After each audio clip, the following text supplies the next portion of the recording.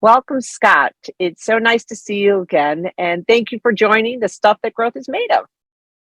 What I'd like to do is do just a quick introduction for our viewers. Scott is a partner at Preferred CFO, which is a high-level strategic outsourced CFO firm and one of Vistage's trusted sponsors.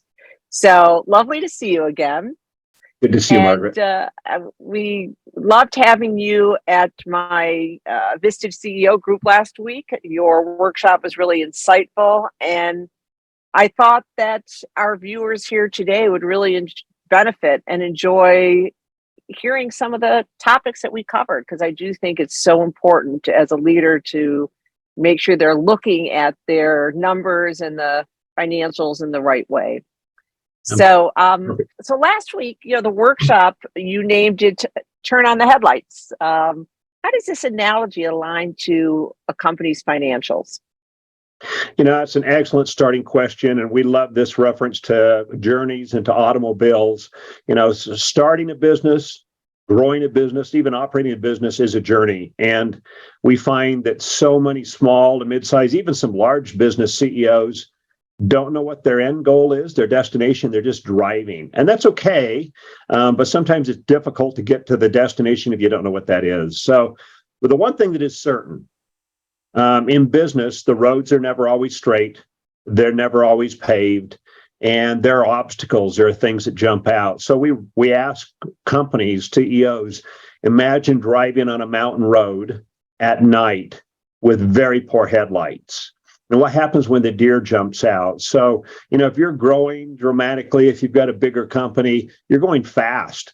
You got a lot at risk, and you want to be able to see that deer or whatever the obstacle is long before it jumps on the road. So you want better and better headlights. You want to be able to see further and further down that road you're traveling, whether it's a straight path because you know your direction and what your end game is, your destination, or whether you're just building the business day to day, month to month, and you haven't quite defined the destination. Either way, there are obstacles that are going to come up. You don't want to be the ones creating for yourselves, but you want to be able to see what's coming. And that's just the headlights on the car. That's such a great analogy.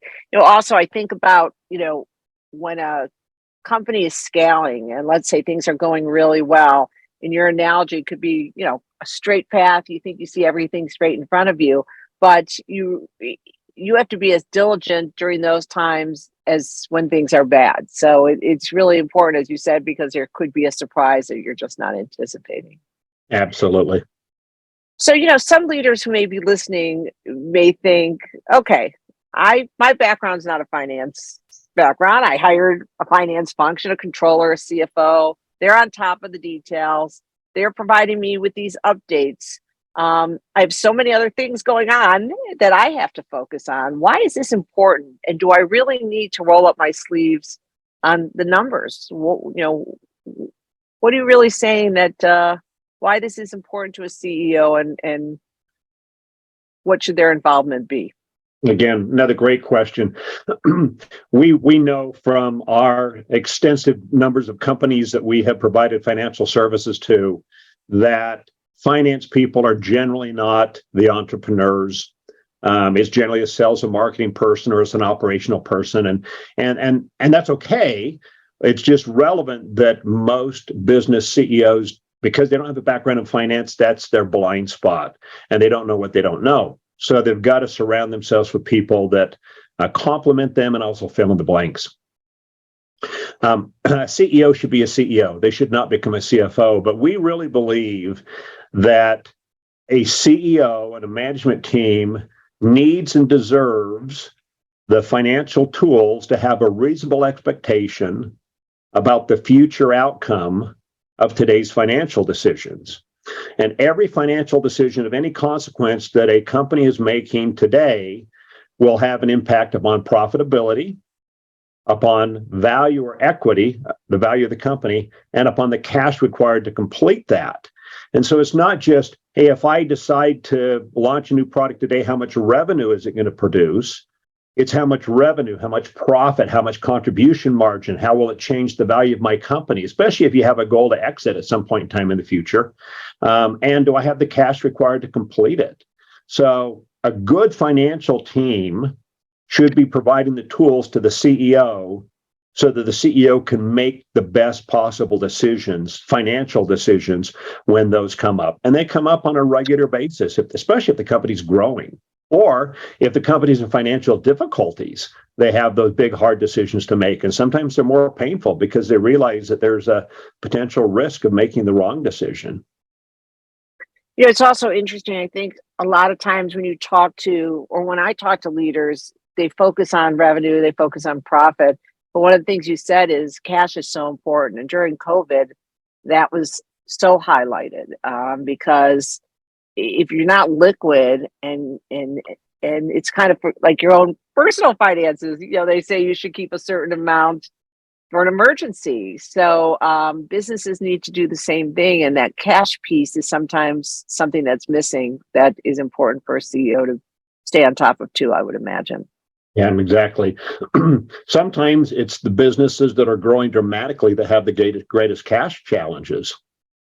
And it's because they need to hire more people, or they need to invest in assets or facilities or equipment or manufacturing or purchasing inventory or raw materials. And if you're growing dramatically and you're seeing that revenue line go up, you may think everything's fine. Conversely, you may have a profit loss that says you're making money, you're profitable, and you've got cash in the bank, but you're just consuming resources. So you're actually depleting your balance sheet. You're going to run out of those resources at some point in time. But on a day-to-day basis, if you look at your P&L and you look at your bank statement and it says you're doing okay, you could be spiraling towards the ground and you have no idea how far away you are from the ground. That's got to show up in a balance sheet and in cash projections. So the type of reports you get are also really important, which I know we'll talk about in a little bit as well. So for a smaller mid-sized company, what should a finance function look like in terms of skills, competency, headcount, full-time, part-time? Again, excellent questions. And Margaret, I've shared with you you have such great insight and business leadership. I know you have professional, you don't come from a finance background, but you could have fooled me, but you ask all the right questions. So a finance team really is comprised of four distinct offices. There may be some individuals that are kind of between these, but you got a bookkeeper, that's your day-to-day transactionist. They think in terms of money in and money out, cash basis accounting. They do ARAP, they may do some portion of the payroll. And absolutely required. Every company knows that. You got to collect the money, you got to pay the bills. Then you've got a CPA. A CPA is almost always outsourced. A CPA's job is to stay up on the latest tax laws. They want to help you pay your taxes. Their goal is to help you pay the least amount of taxes possible without going to jail. And it's been said that you've got a great CPA if they have an IRS tax loophole named after them. That's the sign of a good CPA. Then you've got a controller. Your controller is a historian. If we come back to the analogy of the automobile, they're the tail lights in the car, but they're the historian. They should be thinking on an accrual accounting basis. They make sure that your records are accurate, complete, that they're general accounting principle compliant. What's being given to the CPA to file taxes is correct. What's being shared with investors or the bankers is correct. And when you look back at your historicals, what did we do? Looking for trends and patterns that they reflect what the company really did. That's the controller's job. The CFO is your headlights in the analogy of the car. They're your forecaster. They're the forward-looking individual. They're the ones that are doing cash projections and forecast into the future. Along with the management team, they oversee the budget and really do a lot of analyticals to help the company become more strategic, more profitable, control risk, control expenses. So every one of those individuals has an important role. Each one of them has a cost associated with that. And as you go up the scale of experience, those costs go up. If you are a major league revenue company with a major league revenue stream and your demand in each one of those functions is full-time, your best resource is always going to be a full-time individual, whether that's one or multiple people at bookkeeper, same at controller, same at CFO. Again, the CPA is always outsourced. But if you don't have that major league revenue stream that you can justify the full-time CFO and the full-time controller, there are fractional alternatives. I'd like to say it's relatively new, but our founder, managing partner, has been in the space for about 19 years. He was one of the early pioneers in the fractional CFO model. It's very well known now, very common. But you're better off to have a part-time A player than you are a full-time C player. They're more efficient. They can get more done. And then as the company grows, it becomes more profitable. When the demand for the outsourced or the fractional services becomes closer to full-time, that's when you make the decision to bring that function in-house with your own employee. We get asked the question, can I have a CFO do controller functions? Yes, you can, but you're paying more for the hour of controller function by having a CFO do it than if you had a controller. And sometimes we've found CFOs that have been with the company for decades. And when we ask them about their forward-looking skills and how accurate the forward-looking forecasts are, they'll say, oh, I took over this HR function years ago, or I took on a lesser function. They never admit it was easier than it was to be the CFO, but they tend to lose their skills. So you want to have the right players in the right positions, again, whether they're fractional or whether they're full-time. Yeah, just thank you for that. And I think the description of the 3 rows plus the CPA was really helpful. It is interesting. 2 pieces. My background, I was at an accounting firm, not an accountant, but helping from a growth perspective. But the reactive or the historic perspective is you were describing a controller's role versus the prospective. It's really looking at the future. It's being more strategic. It's probably easier to have that CFO who could do the more menial type of jobs, maybe for them, the bookkeeping and the controller, than have someone who's a controller that maybe a CEO thinks they're getting also that future looking, right?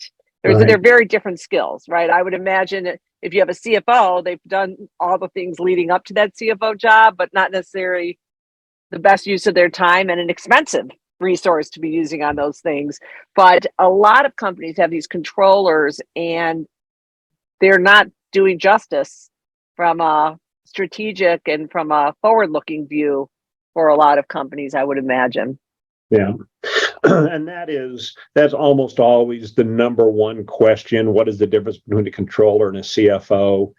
They're different mindsets. And I've asked this question of our CFO team, tell me the differences, because it's difficult to explain. And the best description I can find is that a controller, of course, a bookkeeper, but a controller thinks in terms of data. A CFO thinks in terms of information. And those would appear to be subtle differences, but they're very significant. And so maybe to put that into real life perspective, if the head of your finance team delivers to the CEO's desk the reports for last month, and hopefully they're there before the 10th of the following month, and he drops them on the CEO's desk or on the management team test and said, there's your reports for last month. I'll see you in a month. Call me if you need anything.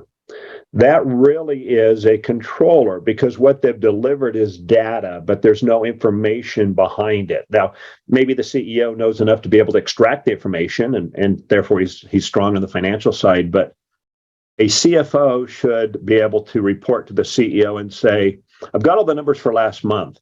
Here's what they mean. So we've noticed a decline in Department A seems to be reduced. Their revenue is up, but the gross profit margin's down, and their expenses up. And this is what it means. That's information rather than simply data. So it's kind of like the so what, right? It's like, okay, here's the yeah. information, but so what? Why should I care? Right? Oh, that's Margaret. Yeah. That's great. And that's for those that are in Vistage, understand that it is not just what, it's so what. Why does it matter? And then, of course, the follow-up to that is, now what? Now that you have this information, what are you going to do with it? Are you just going to continue doing what you do before? Or did you really make a change as a result of this new knowledge? Yeah, Great. Thank you for that. So what information should a CEO or leader be reviewing on a regular basis? Um, how often? What should they be looking for? We've touched on, that so what and now what, but are there certain reports or certain um, material, and how often would you suggest is a best practice in terms of looking at it? Yeah, again, excellent question.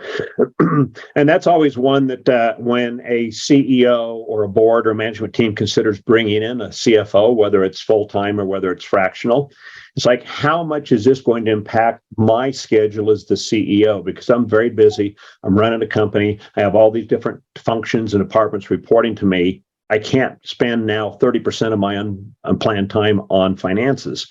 And that's why you need a CFO, not a controller, to be able to report the results each month and the direction. So as far as let's just lay a baseline that every CEO receives a profit and loss from the prior month, and that's what they get, and they get a bank statement, and that's their first the month following month reporting. Adding to that, there should be a balance sheet and, of course, the cash projections. And those are pretty fast lookovers. But the one real document that'll make a And difference. how often? Is that It's monthly too? I would think the cash would be more often than that. Yeah, well, if they've got a good CFO, it should be the CFO that's in the CEO's office saying, hey, we have a cash issue coming up in 3 weeks or in 6 weeks or 9 weeks. I attended a business conference last September and heard an individual speak that had built up the largest chain of independent Verizon wireless resellers and sold it for, I think it was $1.8 billion. And the interviewer asked him, so besides yourself, who is the most instrumental person in the company to help you to achieve this goal? And he said, my CFO. He said, but I got to tell you, I hated my CFO. Well, why did you hate your CFO? Because every day he met me at the door of the office and said, if you don't stop doing this, or if you don't start doing this, we're going to go bankrupt. And the interviewer said, so did you ever go bankrupt? No, because my CFO kept telling me I was going to go bankrupt if I didn't make these changes. And I thought that was very descriptive. If you have a true good CFO, it's not loaded it onto the CEO's plate to determine this. It's that reaction to information where the CFO can say, look, these are the levers that we need to move. These are the KPIs that have gone a different direction than we anticipated. So, a lot of it depends upon the bandwidth and the financial prowess of the CEO, but a CFO should always have that information at hand. So there is one final document that we find most companies do not, most small and mid-sized companies do not have, and that is a budget to actual report. So if you've got a budget in place, there should be a report, and generally it comes from a controller because it's historical in nature, but it compares the last month results and the last period of the year-to-date results to the budget. And that would be a very quick add to, but it's going to tell the CEO and the management team, here's how you performed against the plan. Here's how the company performed. Here's how any individual department or individual or product performed. And it's not just looking for the challenges or the bad news. It's looking for opportunities.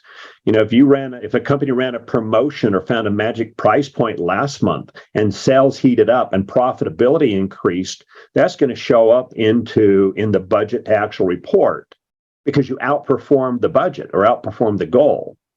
So that says, all right, we did well in this product, this category. Why?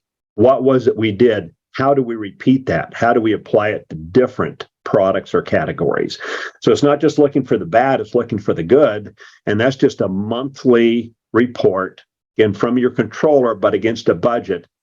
And the more granular you can make your budget, the more granular your budget to actual report will be, the more information it gives you to be able to move in right directions and overcome problems and fix even the slightest signs of weakness early, and also to be able to capitalize on and replicate the successes. Good. Well, thank you for that. So, several reports that should be shared and discussed, and I think that actual to budget is a really important one. It sounds like that maybe is not so traditional in terms of leaders getting. Yeah, it is. Even the budget is something that most companies can improve upon or add, and is probably the first place to start from the tools that they currently have. It's forward facing. It would benefit from the involvement of a CFO and that experience set to be able to look at historicals and then apply those into the future. But that's a good place to start. The rest of the tools that a CFO provides are forward facing, and they're forecasting, whether that's a rolling 12-month forecast or you're looking at 12 months into the future, month by month by month, and very granular, or whether you've got a 3 to 5 year forecast of your profit and loss, your balance sheet, and even your cash projections that align with the direction you're trying to take your company. Those are forward facing, but they don't need to be a monthly review on the part of the CEO. And they need to be brought into play when you're making those decisions. So I had an individual come to me, another conference last year, and she says, look, I've got a fractional CFO. It's not you guys, but I asked him a question. I want to hire a VP of sales. I don't know whether I can afford it. And I said, first off, you probably don't have a fractional CFO. They're probably a controller at best, but tell me more about what you're thinking. She says, well, this VP of sales is going to cost me $200,000. I said, okay, do you know what you expect him to produce as far as revenue? Yes, I do.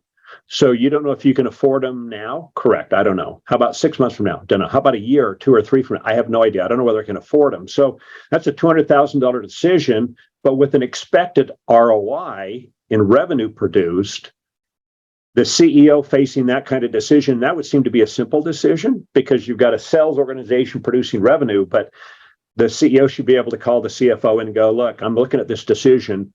If I make this decision today, will I have the cash required to complete it? How does it affect my profitability? How does it affect the value of my company? And the CFO should be able to plug it into existing forecasts that continually get refined every single month based upon performance and give the CEO that reasonable expectation about a future outcome of today's financial decision. Yeah. Yeah. No, I think that's such an important point. One of the things as I coach executives, and we always talk about that vivid vision. If you look 5 years out or 10 years out, depends on the size of the company, or even 3 years out at times, what does it look like and all the various components? How does it feel? Who are your clients? What are the competencies? What are you selling or this? But it is important to have some numbers of what's it going to cost, what revenue you're going to generate, as you're looking at that vivid vision as well. So then you could go back and say, okay, 3 years, what has to happen? 2 years, and what can I afford? And what should we be gearing up to now? So what a great point. I love that. So my last question for you, are there any other insights or critical success factors that non-financial business leaders should be thinking about? Other insights, it is just don't make decisions in the dark. Coming back to the analogy of the headlights, actually taking off of that one, we all see people driving at night without headlights. And so a different situation, just dim headlights on a mountain road, trying to avoid the obstacles before they jump out. But sometimes we, in our own personal lives and in our business lives, we're just oblivious. We don't know what we don't know. True statement. And you see this car driving down the street. I would guess every one of your listeners are going to see that sometime in the next week after this. They're going to see somebody driving without headlights. And it's not that they're stupid. It's not that there was an informed decision. They're just oblivious. They don't know what they don't know. I have found, by personal experience, we have found that joining a Vistage group is a big part of that, making sure your headlights are on. If you're driving without headlights, you're not aware of it. You're being pushed to and fro. You're driving by street lights and you're driving by the headlights of cars that are around you. And that might be you're running your business based upon your competition, or you're running your business based upon factors that you're not even choosing. You're just being pushed here and there. But you want to be more strategic. Again, joining a Vistage group is a first step towards learning what you don't know, knowing what you don't know. And we see the effects of that in our client base. Vistage CEOs are much more responsive to the information that a CFO can deliver than those that are not, just by and large. Well, So thank you for the plug on Vistage. yeah, absolutely, we see it. Yeah. So, Scott, so before we close, besides spending time and being very generous with Vistage groups, talking about what they should be thinking about, both in their finance function and information, can you share with the viewers a little bit more about Preferred CFO, and if they wanted to reach out to you, what would be the best way to do that? Absolutely. Thank you. So we're national in scope. We do have a few international clients, but our focus really is national. We are an employee-based or equivalent organization. We don't just drop it onto subcontractors and hope it works out. And we delivered services remote long before COVID taught the rest of the world that it was a very efficient way to work. The net result of that is that we can match a client's needs with our team's experience without franchise priorities or geographic limitations. So we find that we get a better matchup. But it also means we are available to anybody, no matter where you're located. We're more than happy to provide some pro bono time to help the CEO evaluate their financial team and their financial tools. Again, you don't know what you don't know. No obligation, no cost. Zoom is a great medium to be able to do this. And we'd like to know on the part of the CEO what their goals are, what their opportunities are, what their challenges are, help them look at their team, their tools, and then either give them a list of tools that if they've got a good team, they should go back and ask their team to deliver on. Again, you don't know what you don't know. We'll help fill in those dark spots, or to be able to make some suggestions about how their team might be able to be improved. Okay, well, good. Well, thank you. So for me, this conversation, some of the big ahas, my takeaway is don't make decisions in the dark. When you get numbers as a leader from your CEO or CFO or controller, think about, so what and now what? So anyway, thank you, Scott, for your time, and thank you all for watching. This is the stuff that growth is made of. Thank you, Margaret. It was a pleasure.